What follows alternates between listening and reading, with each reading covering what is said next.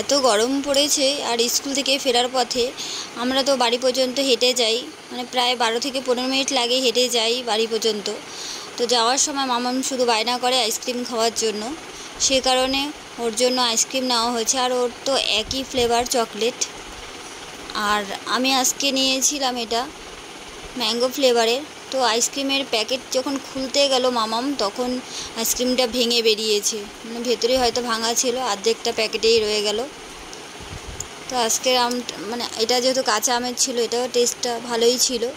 আর এতটা যেহেতু হেঁটে হেঁটে যেতে হয়, ওর জন্য দুজনে মিলে আইসক্রিম খেতে খেতেই বাড়ি যাচ্ছি, তোমাদের সঙ্গে গল্প করতে করতে।